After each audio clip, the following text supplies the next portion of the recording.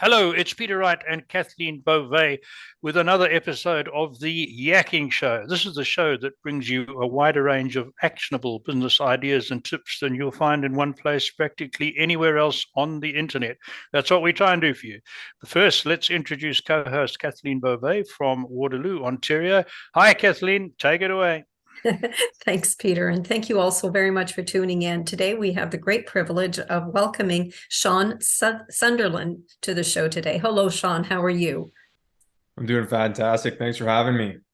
Now, Shaun is the CEO and founder of BrandRoots. This is a company that specializes in branding and building an unshakable mindset for holistic businesses. And today, he'll be talking to us about how you can create a profitable holistic business, and I can't wait to delve into this one. But first, for our audience, Shaun, can you give us a little bit about your background and what was the drive for you to specifically target holistic businesses? Yeah, it's a great question. My branding and marketing background comes from operating in the CBD space in Canada. I had a CBD company that went national. We were sold in 250 plus stores across every province and, had a lot of success. And that's where the love of branding really came into play. So creating my own products, realizing what it takes to connect with a desired audience and what it takes to get it off the shelves. So it was a real kind of natural love that took place. And during that time, so over that 10-year span, I've been really working on myself in personal development. And so with the personal development side of things, I've tried different modalities such as breath work, Reiki, you name it, I've probably tried it. And, it really became another love for myself of becoming the best version of myself. And so at the end, when I closed my CBD business down, I've married the two. There's a definite gap with the holistic space with how they convey their message and trying to attract people such as myself, say, prior to the personal development, where it's like, if you're talking to somebody who hasn't had these experiences, they're not going to understand what the actual benefit is.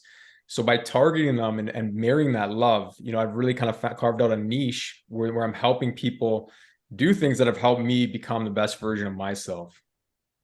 Mm-hmm. Very good. So what I want to say to our audience is Shaun is a branding expert. So although we're talking branding for holistic businesses, many of the principles and ideas he will be talking about are equally applicable no matter what type of your business in. Correct, Shaun? That's exactly right. Yeah. So you've told us quite a little bit about background. We have interviewed quite a few branding experts, and they're all different, but you're even more different. So other than what you just told us, what really sets you apart from other branding experts? I think it's the level of detail that I go into with the strategy and the level of care that I take with my clients. Like, I put myself in their shoes and I don't take on clients that I can't help, right? So just how they vet me, I vet them at the same time to make sure that we're a right fit. And that my goal at the end is to have them shouting my name at the rooftop, the mountaintop, whatever you want to call it, so that my business is growing at the same time as their business. And I'm there for them the whole way through. Mm-hmm. Okay, good stuff. Kathleen, back to you. So, Shaun, what is the biggest mistake that businesses make when creating a brand identity? And I think this is such an important question, and we'll just, if we can delve into this a little bit more. Yeah, of course. And like when I hear you say that, like, I don't think there's one main mistake. What I think is the mistake is not putting together a cohesive strategy. And so what do I mean by that? Like, you can have the best position, but if you're targeting the wrong audience or you don't know who you're targeting, that position won't work, right? Same with your message. If you don't have a clear, concise message that's simplified and digestible, it's not going to land with your audience. So I think what the key takeaway is to build the foundation that you have a cohesive strategy where you know your position, you know your message, you know who you're targeting, you know how you're targeting them, and the pain points that your business solves. So when any of those are out of alignment, it can cause a problem. So we want to make sure that each one of them has their place and there's a reason for it to be there. Do you find that when it comes to, if you don't mind, Peter, I just want to jump Carry in. on. When it comes to holistic businesses, do you find that these types of practitioners find that it's a hard sell for people to kind of buy into a different modality, because we're so in the Western world, we're so conditioned towards conventional medicine, and do you find that from a brand perspective is a hindrance for the holistic businesses? Yeah, that's a great question, because I totally do think that's a hindrance, because the conditioning is so strong, especially in the Western world, right? Like, so getting people to try something new is an uphill battle for these guys. And where I think they're missing the mark is that they're still speaking to themselves as their own client, somebody who understands it and has had those experiences. Good Where point. how can we craft the message to people who have no idea and draw them over to this change? So I think that's a really kind of powerful place to start. But I do think that they have an uphill battle with the Western world for sure. Right. So, am I right in saying another battle, not just holistic businesses, but many small businesses entrepreneurs get wrong, is that they start their business and they focus on tactics before they think about strategy. So they spend a lot of time designing a beautiful looking website and a company logo and what colors should they use, and they haven't worked out what their strategy is. Is that a common mistake as well?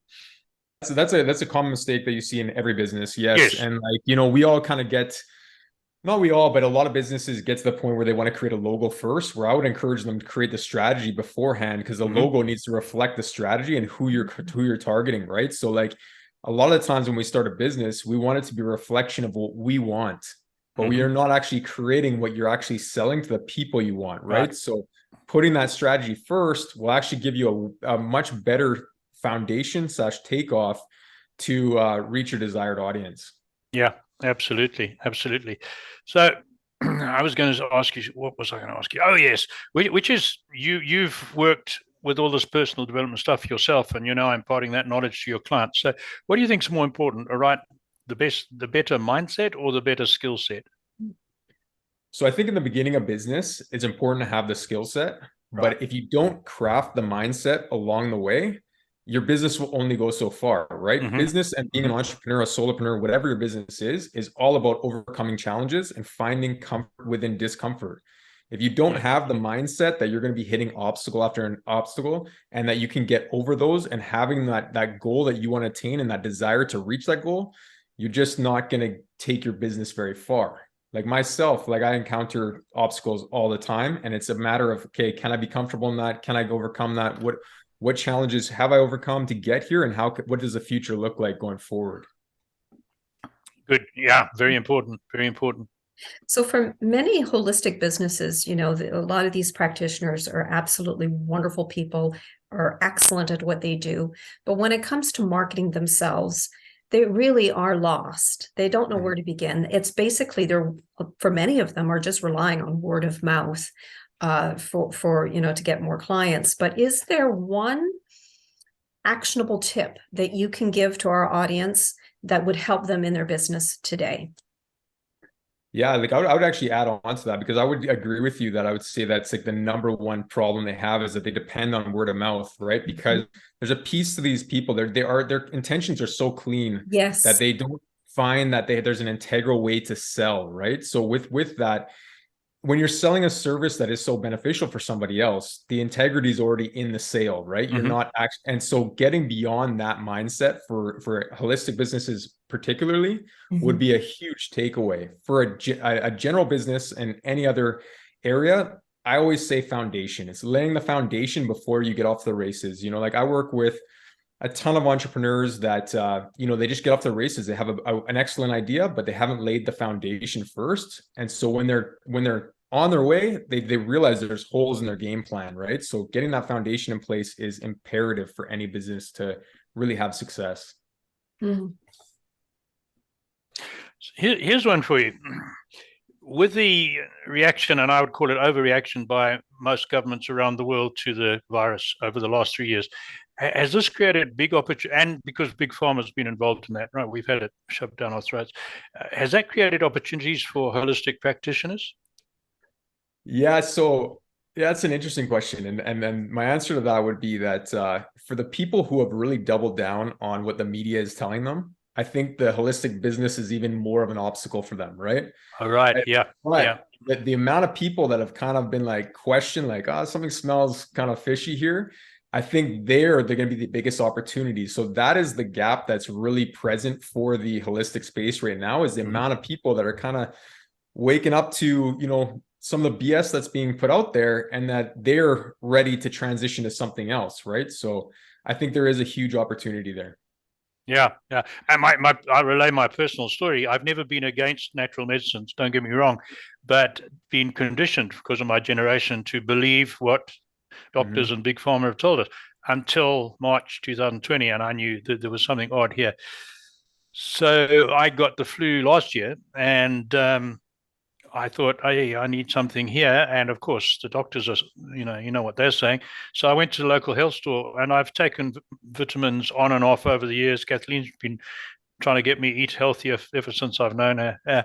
And I started taking a lot more natural supplements than Right. I ever have, and I'm still doing that, right? And I feel better for it. I mean, I'm taking Yeah. something for blood pressure, and my blood pressure is lower than it was when I was on the prescription drugs. I'm not saying everyone should give up prescription drugs without talking to experts. Certainly, my experience is I'm spending a lot more money now on natural remedies than I was 3 years ago. So Yeah, I hope that exactly. that's applying to more people too. Exactly. And I think that's proof right there that somebody that wasn't thinking that way has now changed their thought process and is open to Mm-hmm. more opportunity, which definitely opens the door for the holistic practitioners. Yeah, I'm going to add one, if I may, Mhm. Kathleen. Mhm. With the Generation Z, as we in marketing refer to the youngsters, are they more aware of and receptive to holistic using natural medicine, holistic medicine than older generations, or not necessarily? Yeah, I would say that they're a lot more open to it. And I think that they're the ones kind of leading the charge in the transition to away from the big pharma, right? I Mm-hmm. think they're the Mm-hmm. ones coming in with kind of their lights on per se, where they're kind of questioning a lot more of the narrative. Whereas like even my generation, we were conditioned really young, right? Our parents handed us the same condition about the pharmaceutical industry and the benefits that, like there's a pill for everything, right? Opposed to where people who experience trauma, you go for a breath session, you can have a trauma release that is worth equal to years of therapy, right? So it's just Mm-hmm. a matter of the younger generation seems to be very more open-minded and ready to try something else because I think they've recognized earlier that the system is somewhat broken. Mm-hmm. And again, another we have got a little bit of time, so another quick one. Um, the Western nations, Europe, North America, are more stuck in this traditional big pharma medicine mold than the Asian countries. Am I right in that saying that? I don't know the data behind that, but I mean that a lot of the Ayurvedic and different kind of medicine cultures do come from, say, India, Mm-hmm. China, and those areas. So they're a lot more into that space. I'm not sure how present it is with the newer generations and kind of what kind of role it plays now, but Sure. yeah, I mean the Western world, I mean its own culture in itself, right? Kind of the different path that we've taken on consumerism, on big pharma and everything else. So it's kind of a different space. Yeah, yeah, yeah. It is indeed. Back to you, Kathleen. Well, just before we started taping, Shaun, I mentioned to you that I had a holistic business many years ago, and I really, really wish I had known someone like you to be able to Mm-hmm. help me through for the business end of it, because I knew what I was doing, but it's really the marketing of and the branding and all of that I really didn't have. I just was not in the know. So, if I were to contact you as a client, can you please walk me through the steps that you would take with me? Yeah, of course. And the first step that I do with all my clients, and this is a free consultation that I do with anybody that reaches out to me, is really just listening. We're listening to where you are in your business, understanding the pain and discomfort that you're having in there and why you've reached out to me, right? So just like I said before, I'm also looking to see if that you're the right fit for my business, as you're looking to make sure that I'm the right fit to help coach your business. Mhm. So in that, we uncover kind of like the problems, what needs to happen, potential strategies of direction that we can move, and then we decide if we're the right fit, right? So once we've decided we're the right fit, then we sign up for, it's generally I work with people for 60 days. The first month is all about building the strategy. The first week will be more discovery, unearthing your why. I mean, the why of people of doing business is so important. Why you Mm-hmm. initially started your business for you. What was the reason getting into holistic practice? What was your big deep passion beyond making money? Let's unearth that because that's going to go into your messaging. That's going to be how people connect with you, right? So like, what is it that drives you? And then from then we can start building it out. Okay, so who are we targeting? What is the position that we're taking in the industry? Doing competitor analysis of really understanding what's out there and how we can be different. Because, you know, if you're going to create something that's already been created 10 times or different places, you're just going to fall to the back of the pack. Nobody's going to want to try somebody that's just, you know, vanilla, right? Let's find out a way to be different and speak to our audience in that way, so that they can really gravitate towards us and be like, hey man, I got to try this brand, you know, speaking my language, speaking to me, right? So learning that voice and you know, taking through them that whole step of strategy.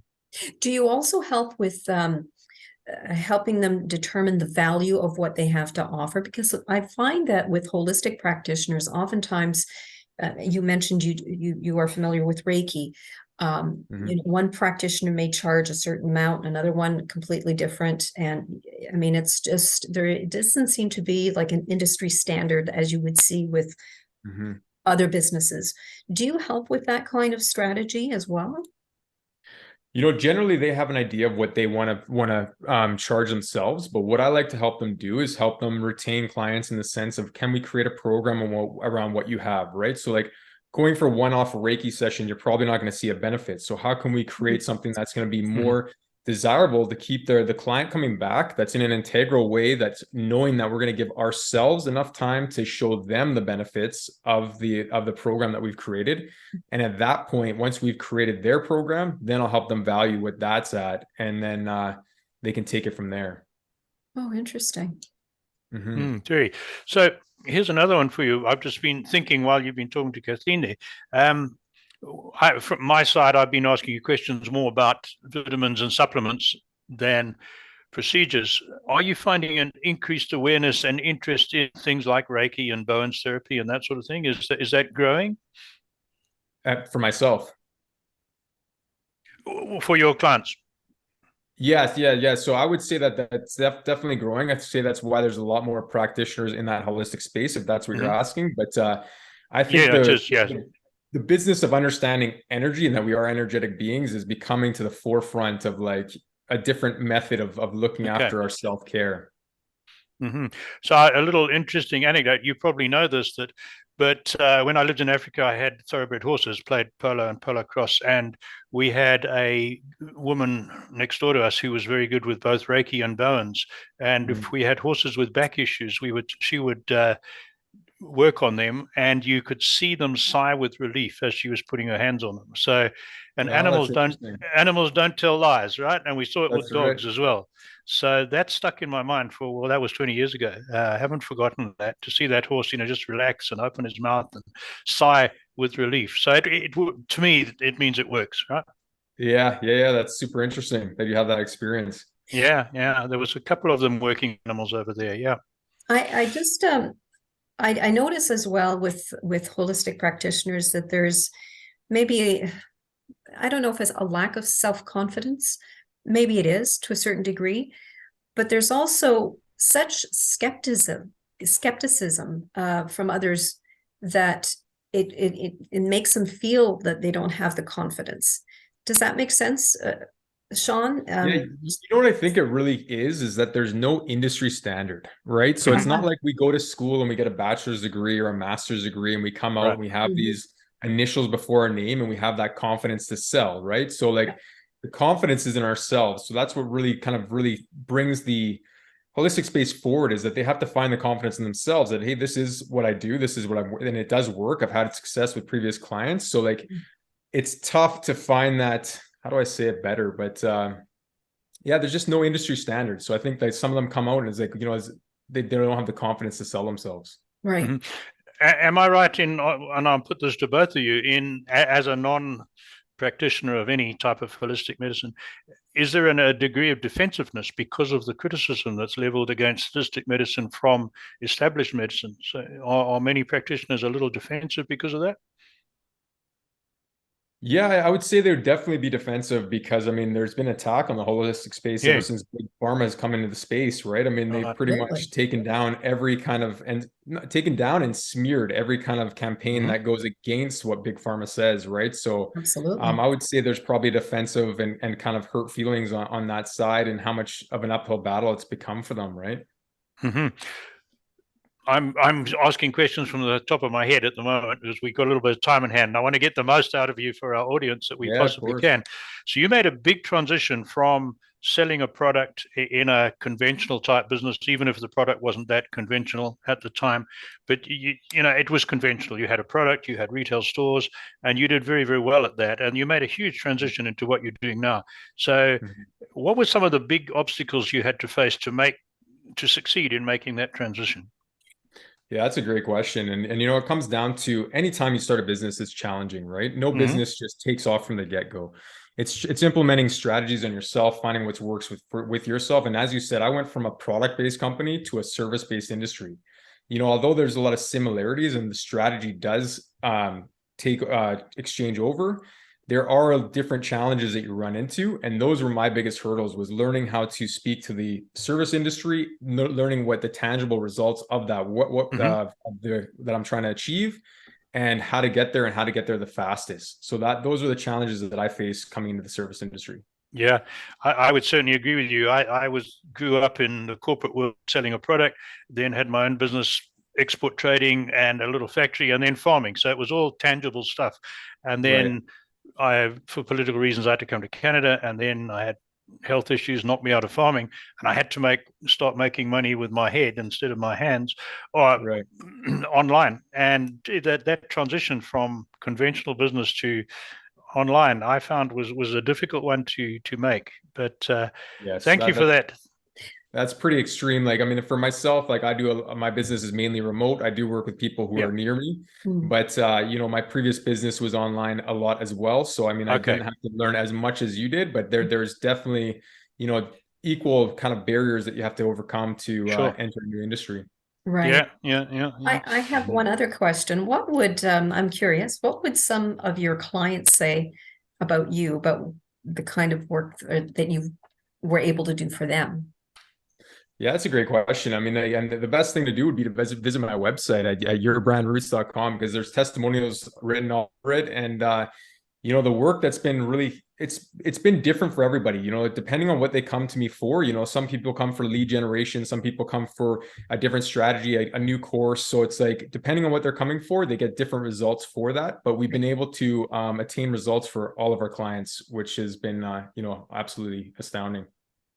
And for the benefit of our audience, both of Kathleen and I have been to Shaun's website, and he's absolutely correct. There's some glowing testimonials on there, and some very good information. And I'd encourage you to go to his website. We'll be giving you the details in a moment, and have a look for yourselves.